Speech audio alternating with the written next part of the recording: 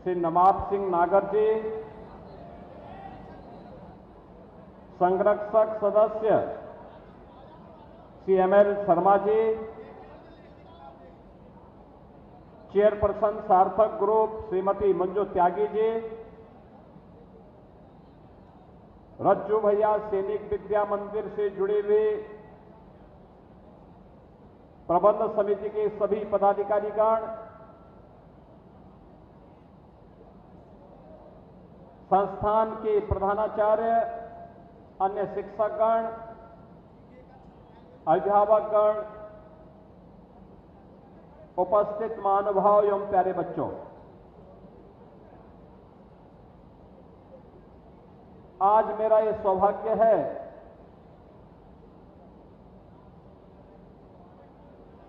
कि मुझे एक ऐसे महापुरुष के नाम पर स्थापित संस्थान के इस समारोह में आने का सौभाग्य प्राप्त हुआ है,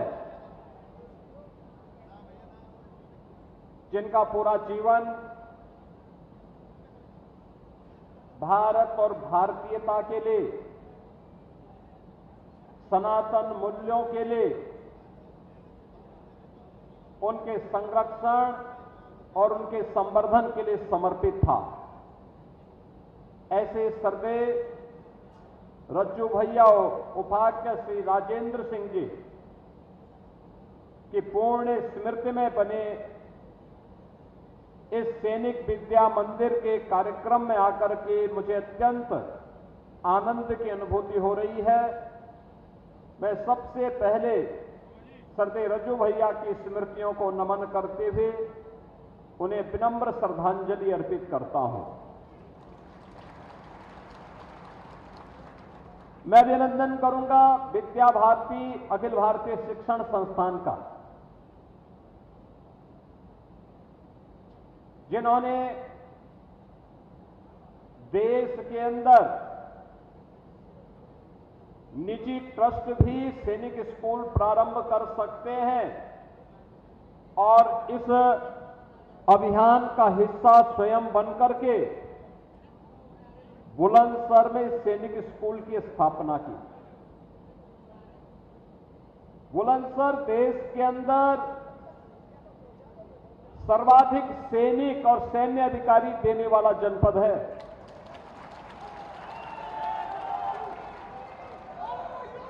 वहां पर सैनिक स्कूल की स्थापना हो, यह अत्यंत महत्वपूर्ण है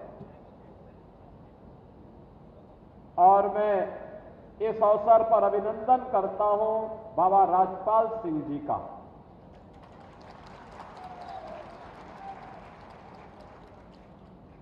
जिन्होंने अपनी 32 बीघा लैंड इस सैनिक स्कूल को दिया है।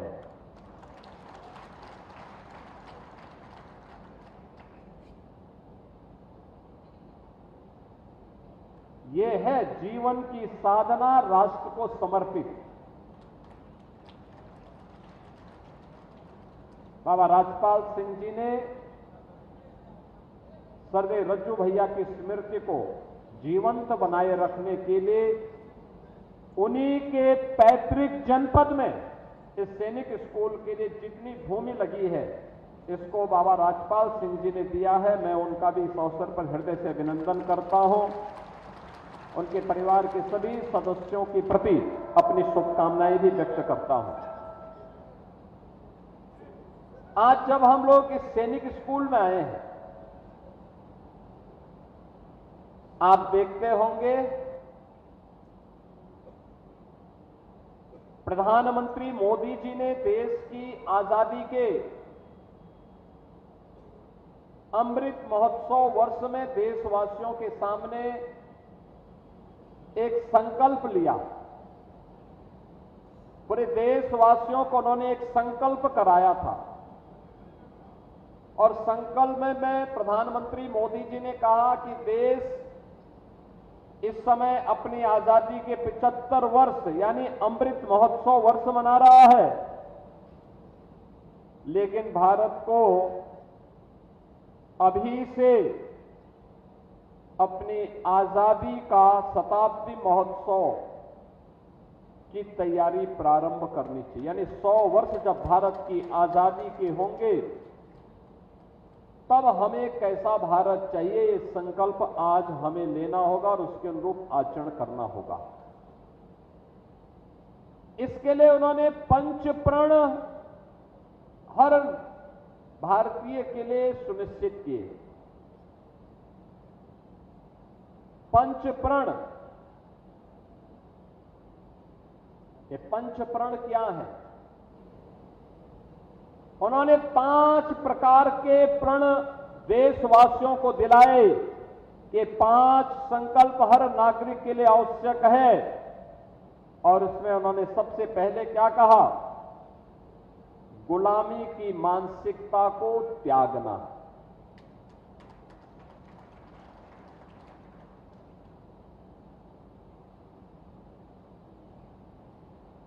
यानी गुलामी की मानसिकता जब तक हमारे मन में बनी रहेगी,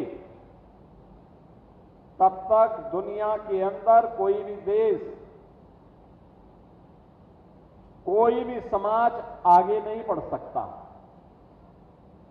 अपने मूल्यों और अपने आदर्शों पर खड़ा होकर के ही कोई देश और कोई समाज आगे बढ़ता है।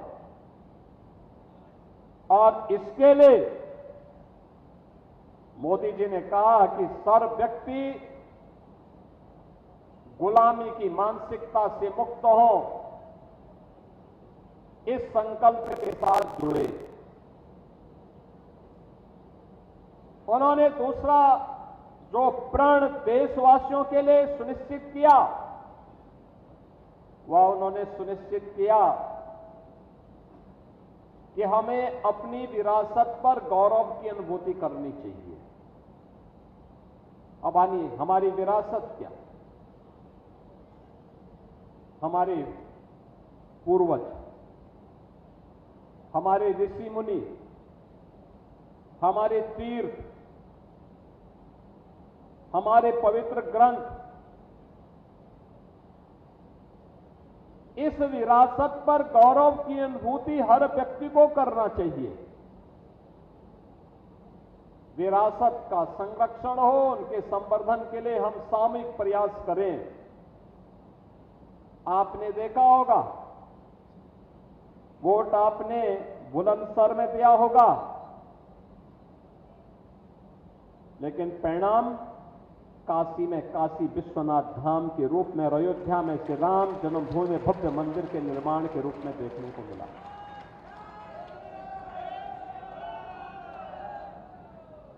कौन ऐसा भारतीय हो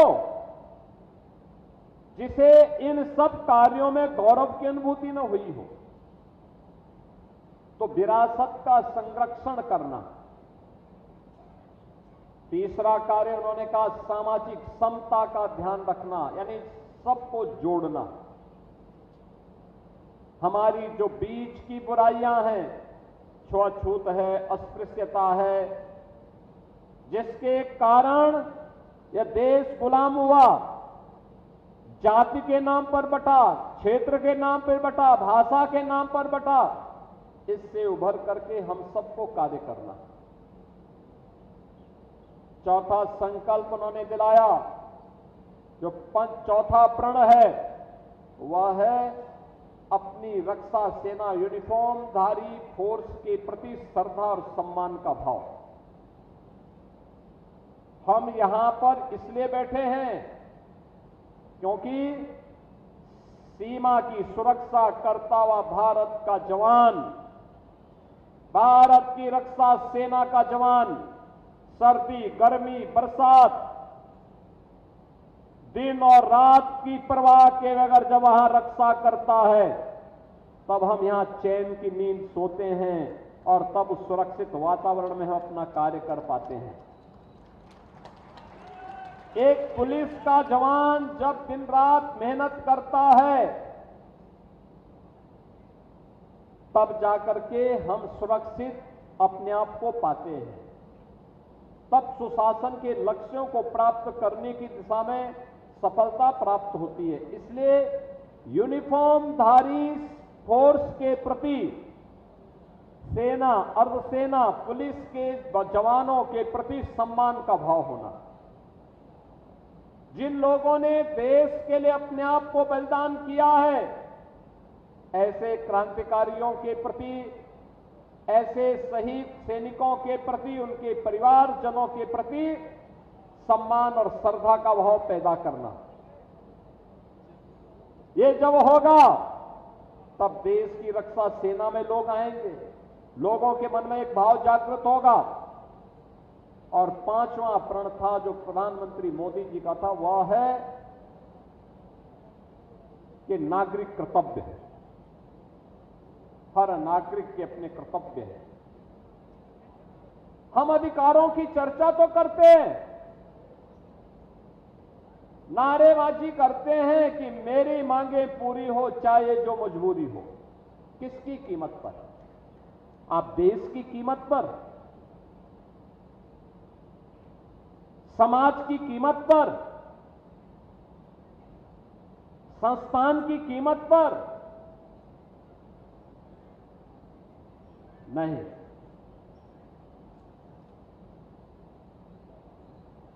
नागरिक कर्तव्य, नागरिक कर्तव्य वह होता है जहां पर एक छात्र अनुशासित रहते हुए अपनी शिक्षा अर्जित कर रहा है।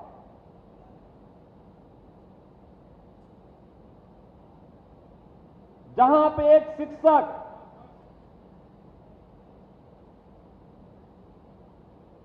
नियमित रूप से अपने छात्र को अनुशासित और संस्कारित रहते हुए उसके पाठ्यक्रम को ससमय पूरा करता है, तो मान करके चलिए कि वह राष्ट्र के प्रति अपने उत्तरदायित्वों का निर्वहन कर रहा है। यही सच्ची राष्ट्रभक्ति एक शिक्षक के लिए है, केवल नारेबाजी करना नहीं।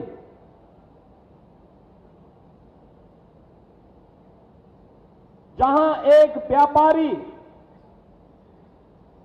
ईमानदारी के साथ अपना व्यापार करते हुए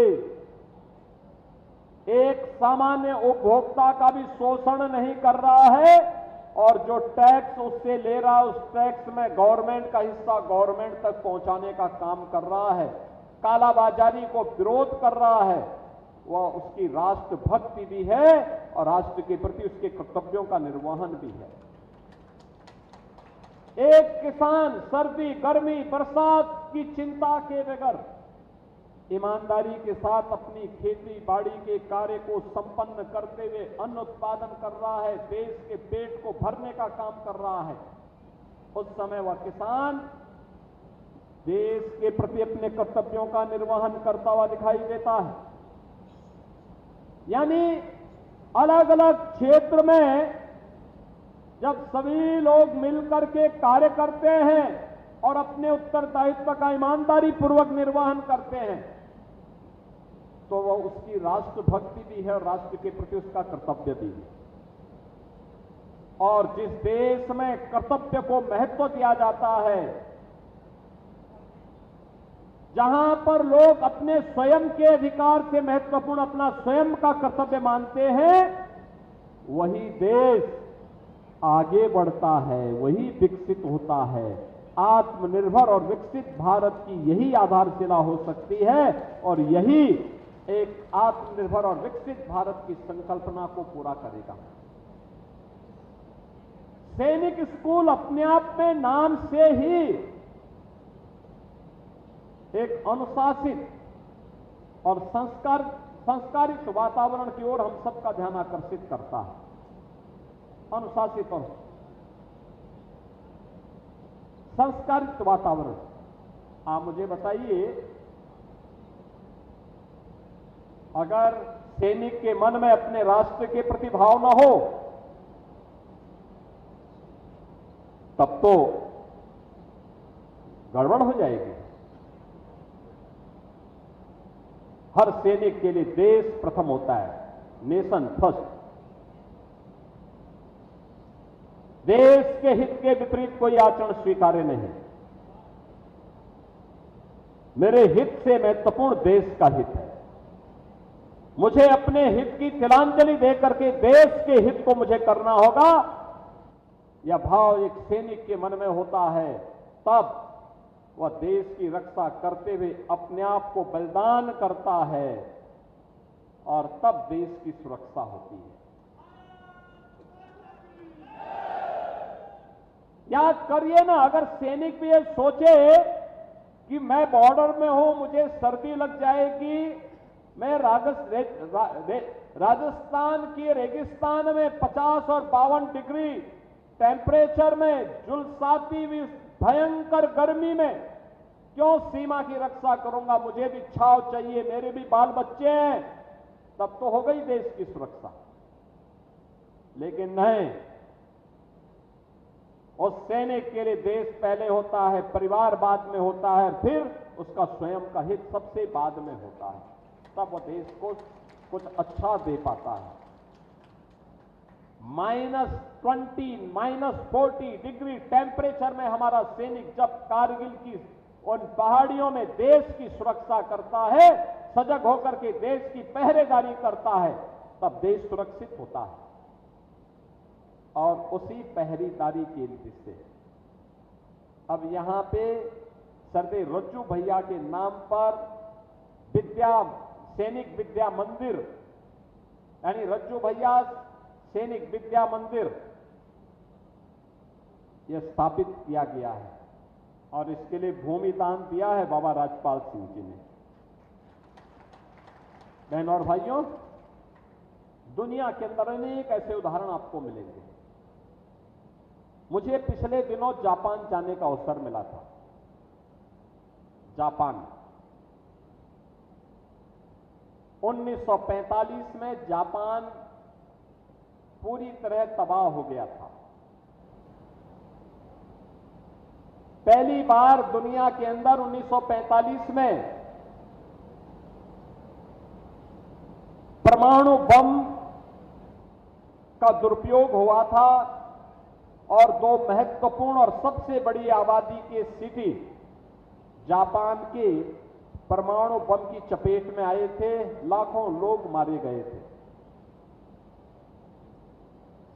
जापान आर्थिक रूप से और मनोबल की दृष्टि से टूट सा गया था। मुझे उस देश में जाने का अवसर प्राप्त हुआ। आज जापान दुनिया के अंदर एक विकसित अर्थव्यवस्था के रूप में काम कर रहा है। विकसित अर्थव्यवस्था के रूप में दुनिया के विकसित देशों में जापान का नाम है। 1947 में भारत आजाद हुआ और 1945 में जापान पे हमला भी हुआ। कमोवेश एक जैसी परिस्थितियां दोनों देशों के सामने।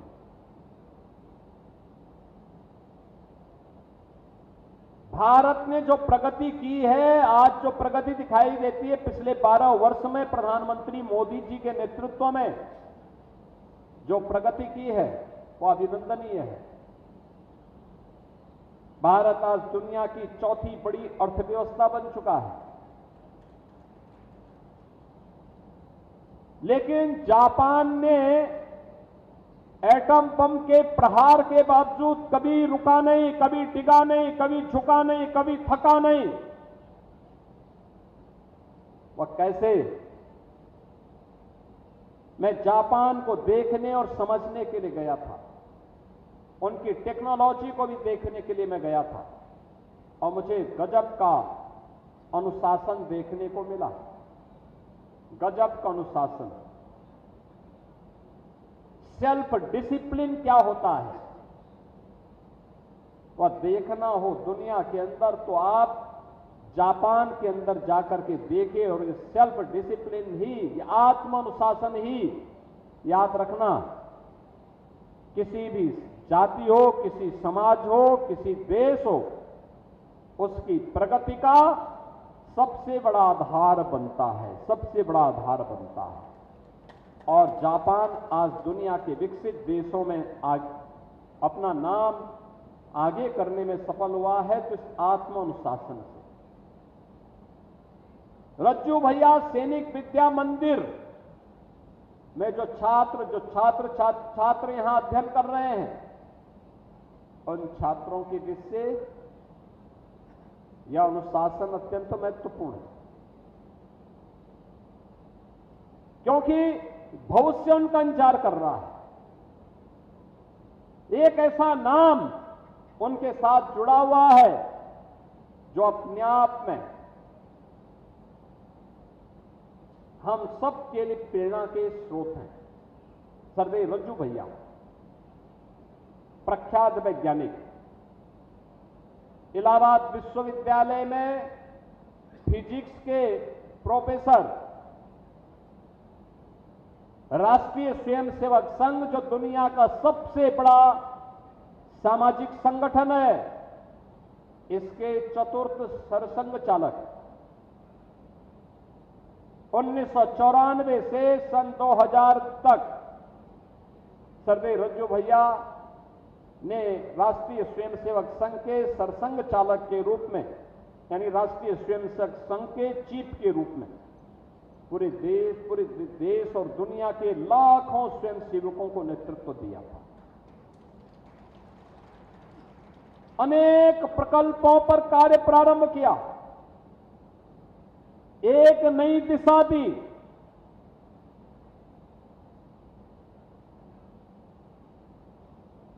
क्या अद्भुत व्यक्तित्व था, क्या चमत्कारिक व्यक्तित्व था, और कितने सॉफ्ट थे, सॉफ्ट स्पीकिंग, कितना उनके मुंह से निकला हुआ शब्द ऐसा लगता था जैसे कोई पुष्प उनके मुंह से निकल रहा हो। और सदैव हर एक व्यक्ति के प्रति सहानुभूति का भाव उनके मन में, संतत्व का भाव उनके मन में रहता था। ऐसे सर्वे रज्जू भैया के नाम पर इस सैनिक विद्या मंदिर ये अपने आप में एक ऐसे प्रकल्प को जो आने वाले समय में देश की रक्षा सेनाओं के लिए सैन्य अधिकारियों की आपूर्ति करने की दिशा में महत्वपूर्ण कदम उठाने जा रहा है। ये हमारा सौभाग्य है, जब हमारी सरकार आई तो हमें पूज्य रज्जू भैया के नाम पर प्रयागराज में, जिस प्रयागराज में उन्होंने एक प्राध्यापक के रूप में इलाहाबाद विश्वविद्यालय में अपनी सेवा दी, उसी प्रयागराज में उनके नाम पर विश्वविद्यालय बनाने का अवसर हमारी सरकार को मिला। और मुझे प्रसन्नता है कि आज रज्जू भैया के नाम पर यह प्रतिष्ठान यहां पर, यह संस्थान यहां पर संचालित हो रहा है। मैं यहां के सभी छात्र छात्राओं से यही कहूंगा, सभी छात्रों से कहूंगा,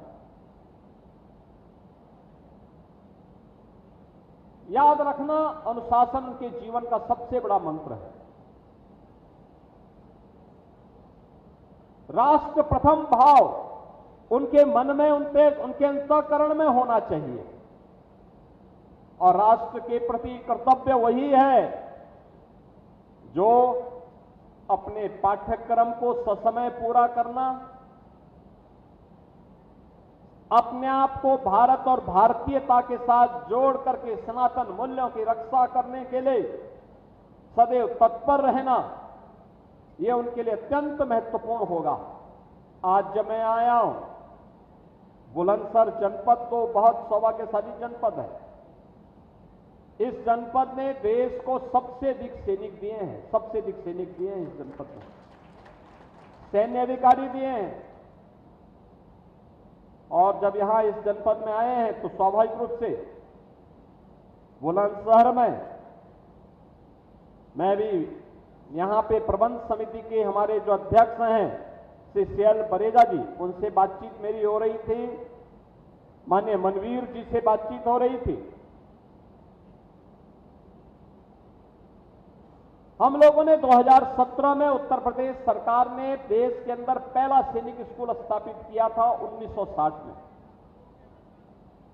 तब डॉक्टर संपूर्णानंद जी उत्तर प्रदेश के मुख्यमंत्री हुआ करते थे। उस समय सैनिक स्कूल प्रारंभ हुआ था, और सैनिक स्कूल प्रारंभ होने के बाद हम लोगों ने उस विद्यालय को बहुत अच्छे ढंग से आगे बढ़ाया। जब मैं विद्यालय में गया तो मैंने कहा भी क्या यहां बालिकाएं हैं कि नहीं है? उन्होंने कहा नहीं। हमने कहा भी यहां बालिकाओं का भी प्रवेश प्रारंभ कराओ। देश के पहले सैनिक स्कूल में बालिकाओं का प्रवेश प्रारंभ हुआ था, लखनऊ सैनिक स्कूल में, जो राज्य सरकार के द्वारा संचालित है। अब भारत सरकार ने देश के अंदर हर सैनिक स्कूल के लिए व्यवस्था प्रारंभ कर दी। अब सरदेव रज्जू भैया के नाम पर स्थापित सैनिक विद्या मंदिर में भी हमारी बेटियां भी प्रवेश लेंगी आने वाले समय में। और हमारी हार्दिक इच्छा है कि बालिकाओं के नाम पर जो छात्रावास बने वो हम लोग बनाएंगे और रज्जू भैया की माता जी के नाम पे वो छात्रावास रहे तो बहुत अच्छा होगा। सरदेव रज्जू भैया की माता जी के नाम पर, रज्जू भैया के जो पिताजी थे वह इरिगेशन के चीफ इंजीनियर थे। पश्चिमी उत्तर प्रदेश के अंदर जो सिंचाई का इतना अच्छा नेटवर्किंग है, इसमें सरदेव रज्जू भैया के पूज्य पिता का योगदान है और इसलिए वह कार्यक्रम भी हम लोग यहां पर आगे बढ़ाएंगे। मैं आज के इस अवसर पर सभी छात्रों से इस बारे में जरूर कहूंगा कि दुनिया के अंदर आगे वही बढ़ा है जो अनुशासित रहा है, परिश्रमी रहा है,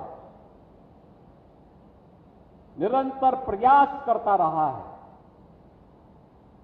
उसी ने इतिहास बनाया है। और याद करना, हम उस नए इतिहास को बनाने की दिशा में प्रयास करें। सरदेव रज्जू भैया की स्मृति को जीवंत बनाएं। दुनिया के सबसे बड़े सामाजिक संगठन राष्ट्रीय स्वयंसेवक संघ का सानिध्य आपको प्राप्त हो रहा है। इस सामाजिक संगठन ने सैकड़ों प्रकल्पों के माध्यम से पूरे देश और दुनिया के अनेक देशों में जहां भी भारतीय रहते हैं, उन सब के सामने कुछ आदर्श प्रस्तुत किए हैं। उससे अगर आप सभी भी कुछ अंगीकार कर सकेंगे तो जीवन सार्थक होगा। इस विश्वास के साथ मैं रज्जू भैया सैनिक विद्या मंदिर के उज्जवल भविष्य के लिए अपनी शुभकामनाएं देता हूं। विश्वास करता हूं कि यह सैनिक विद्या मंदिर पूज्य रज्जू भैया के आदर्शों को अंगीकार करते हुए देश की रक्षा सेना और जीवन के प्रत्येक क्षेत्र में योग्यतम कैडेट्स वहां भेजने में अपना योगदान देने में सफल होगा। आप सबके प्रति मेरी मंगलमय शुभकामनाएं हैं। धन्यवाद। जय हिंद, जय जय श्री राम। बहुत बहुत धन्यवाद।